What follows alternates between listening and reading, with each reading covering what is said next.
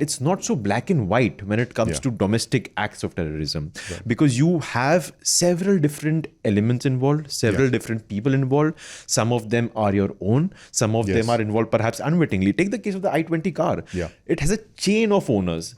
Many of them may be completely innocent, but they are right now involved. So there's also, even for the police, they have to tread with caution, like who is a terrorist, who is not a terrorist.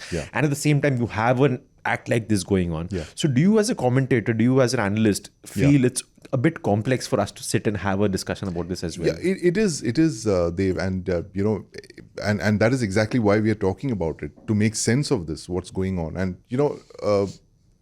the whole history of urban terrorism, and especially state-sponsored terrorism of the kind that we've been at the receiving end of for more than 4 decades now, aims to precisely create these kind of conflicts.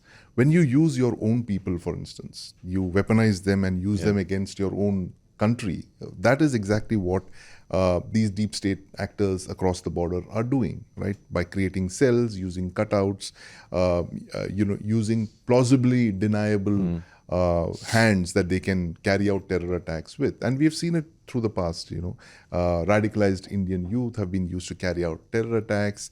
And when the Pakistan deep state felt that it wasn't enough for their devious plans, that the classic case I gave is in 1993. There was a phase 2 and a phase 3 of the bomb blasts, where the idea was that radicalized Indian youth were given weapons training. They were asked to go into storm landmarks in Mumbai, like Mantralaya and the Shiv Sena Bhavan, and attack and kill government officials.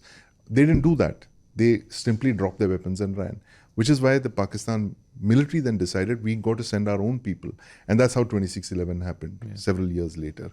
So you're right, it is complex. It is when you're navigating among your own people, and you have a certain set of individuals who have been radicalized and who have been brainwashed and who have been asked to carry out attacks against their own people. Then that becomes more complicated. But then it is, in a sense, we are not facing an international ideology.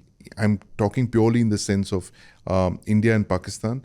We are actually faced with the Pakistan state, the Pakistan military, which has weaponized religion to use against India.